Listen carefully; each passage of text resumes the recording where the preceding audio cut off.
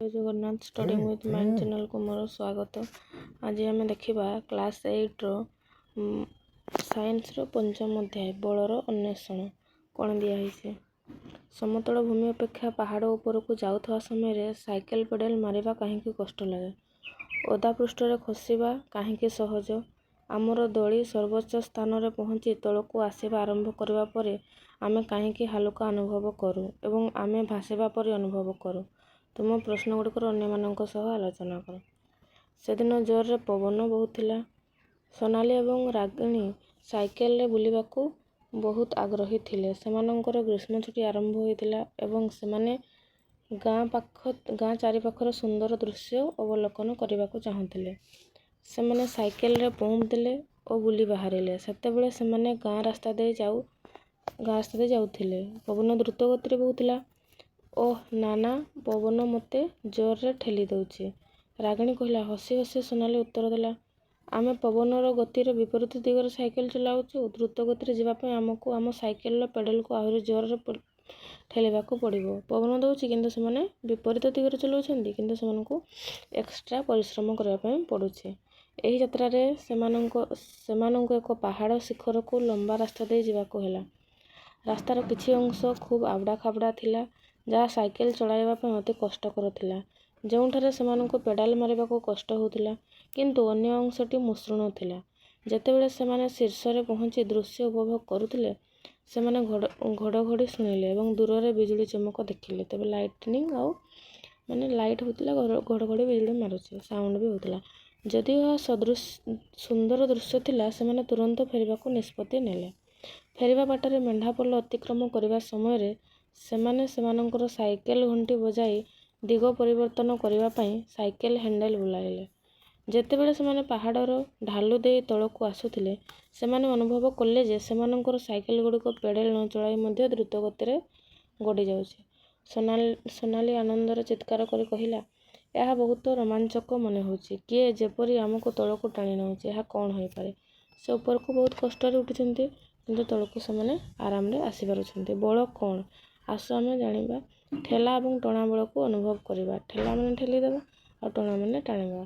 जेंति कूअरू पानी काढुछे, आमे टाणिके काढुछे, कबाटटा को ठेली देबा। आसो अन्वेषण करिबा।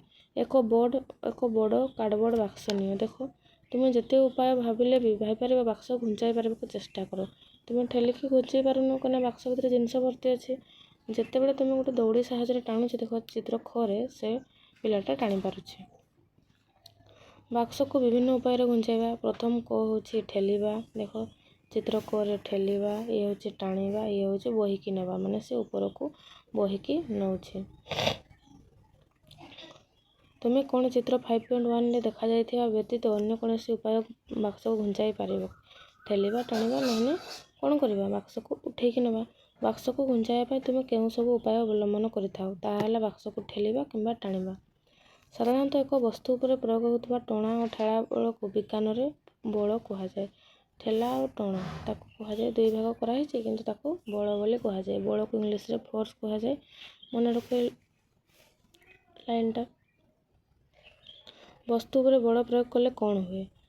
आमे हमर दैनंदिन जीवन रे सबु बेले ठेला किंबा टणा बल संस्पर्श रे आसु, किंतु यह अधिकांश समय रे अनुभव करि न थाउ। आसो आमे एही अभिज्ञता गुड़िक मध्य किछि मन पकाइबा एवं सेगुड़िक विश्लेषण करिबा। आसो विश्लेषण करिबा।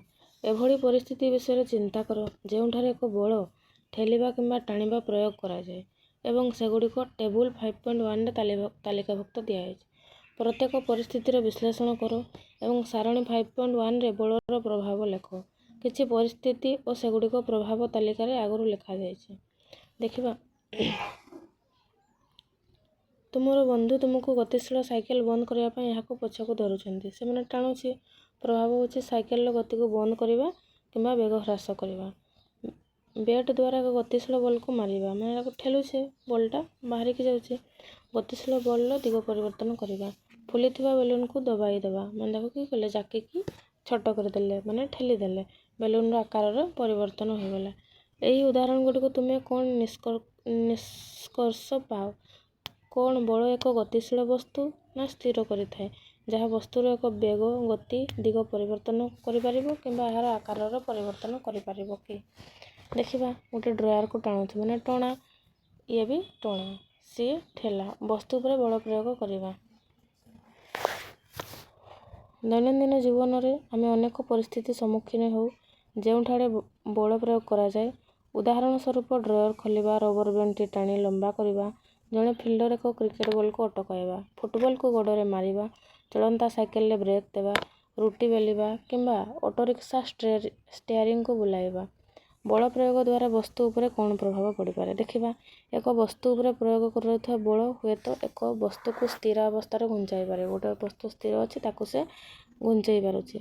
ଯଦି ଏକ ବସ୍ତୁ ଗତି କରୁଛି ତେବେ ତାହାର ବେଗ ପରିବର୍ତ୍ତନ କରିପାରୁଛି। ଯେମିତି ବଲଟା, ତାକୁ ତୁମେ ଜୋରରେ ଆଘାତ କଲେ ସେ ଦୂରକୁ ଘୁଞ୍ଚେଇଯିବ। ଏକ ବସ୍ତୁର ଗତିର ଦିଗ ପରିବର୍ତ୍ତନ କରିପାରେ। ଏକ ବସ୍ତୁ ଆକାରରେ ପରିବର୍ତ୍ତନ କରିପାରେ। ଯେମିତି ବେଲୁନଟା ଆମେ କହିଲେ, ସେ ଆକାରର ପରିବର୍ତ୍ତନ କରୁଛି। ଏହି ପ୍ରଭାବ ଗୁଡ଼ିକ ମଧ୍ୟରୁ କିଛି କିମ୍ବା ସମସ୍ତ ଘଟିପାରେ। ଏହାର ଅର୍ଥ କ'ଣ ବୁଝାଯିବ? ଯେବେ ବି ବସ୍ତୁର ବେଗ କିମ୍ବା ଦିଗରେ ପରିବର୍ତ୍ତନ ହୁଏ କିମ୍ବା ଆକାରରେ ପରିବର୍ତ୍ତନ ହୁଏ, ସେତେବେଳେ ଏକ ବଳ ବସ୍ତୁ ଉପରେ କାର୍ଯ୍ୟ କରେ। ହଁ, ବଳ କ୍ରିୟା ବିନା ଏଗୁଡ଼ିକ ମଧ୍ୟରୁ କୌଣସି ହୁଏ ନାହିଁ। ତେବେ ଆମେ ବଳ ପ୍ରୟୋଗ ଯେତେ ପର୍ଯ୍ୟନ୍ତ ନ କରିଛେ କୌଣସି କାମ ସମ୍ଭବ ହୋଇପାରିବ ନାହିଁ। ଆଉ ପାଦେ ଆଗକୁ, ମନେକର ଏକ ବସ୍ତୁ ସ୍ଥିର ଅଛି। ଏହାର ଅର୍ଥ କ'ଣ? ଏହି ବସ୍ତୁ ଉପରେ କୌଣସି ବଳ କାର୍ଯ୍ୟ କରୁନାହିଁ। ସ୍ଥିର ଅଛି ମାନେ କନଷ୍ଟାଣ୍ଟ? ନା, ଏହାର ଅର୍ଥ ହେଉଛି ବସ୍ତୁ ଉପରେ କାର୍ଯ୍ୟ କରୁଥିବା ବଳ ପରସ୍ପରକୁ ସନ୍ତୁଳିତ କରୁଛନ୍ତି। ତୁମେ ଉଚ୍ଚ ଶ୍ରେଣୀରେ ସନ୍ତୁଳିତ ବଳ ବିଷୟରେ ପଢ଼ିବ। ତାପରେ ନେକ୍ସଟ କ୍ଲାସରେ ପଢ଼ିବା ବଳ କ'ଣ, ଦୁଇ କିମ୍ବା ଅଧିକ ବସ୍ତୁ ମଧ୍ୟରେ ଏକ ପାରସ୍ପରିକ କ୍ରିୟା କେମିତି ହୋଇଥାଏ।